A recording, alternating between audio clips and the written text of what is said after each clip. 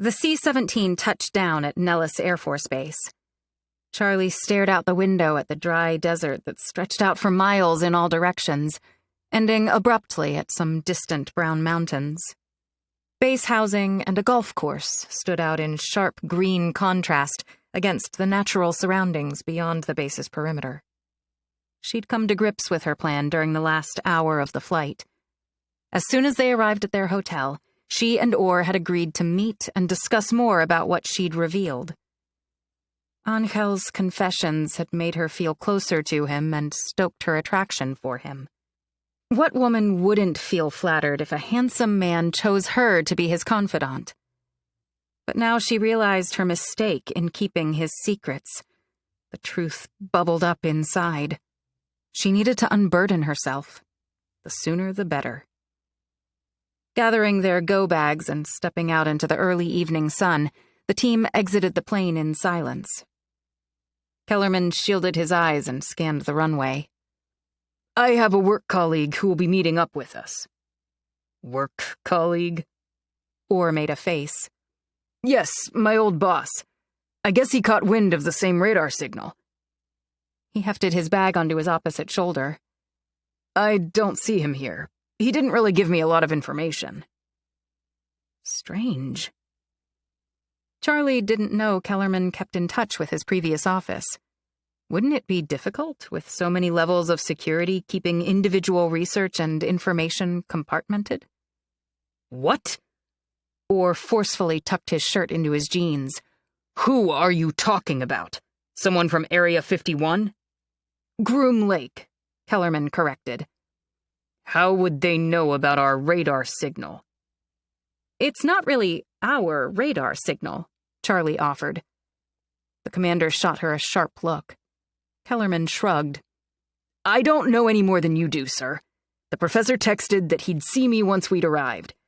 I didn't know if he meant Nellis or Lake Havasu. I thought I'd better explain before he showed up. Might look weird. You bet it looks weird. Orr's tone turned harsh. What kind of work were you doing for this professor? The team reached a black Ford Excursion. Wordlessly, Angel opened the back and hefted his bag inside. He took the chief's proffered duffel and did the same. Both men remained silent as the conversation continued. The entire team knew Area 51 research was rumored to include extraterrestrial life and UFOs, but nobody said a thing. You know I can't talk about that, sir.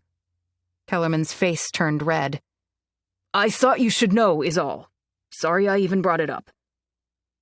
Orr caught the young lieutenant's arm before he could head to the back of the vehicle. This is highly irregular. If I find out you leaked information, I didn't leak anything. A sheen of sweat appeared on Kellerman's brow. Was he nervous or merely overheated? Although the early September desert heat felt hotter than D.C., the faint evening breeze seemed to be reducing the outdoor air temperature. Orr let go of Kellerman and crossed his arms. Then you'll introduce me to him tomorrow when we drive out to Lake Havasu. I'll ask him personally what turned him on to our radar signal. Let's see what he has to say.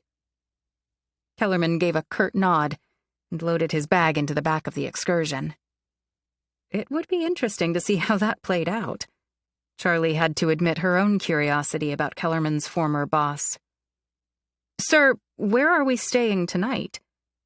She'd assumed they'd be heading to Lake Havasu upon landing, but his comment had her wondering. Don't get too excited, petty officer, but we're booked here in Las Vegas. Now that's what I'm talking about, Chief Rickard said as he opened the driver's side door. Who wants to hang with me at the poker tables? He pointed a finger at Angel, then Kellerman, noticeably skipping over both her and the commander. Calm down, Chief. We're way off the strip. Orr's hackles had settled, and he grinned. Vegas is Vegas, sir. The team climbed into the vehicle and headed off base into the setting sun.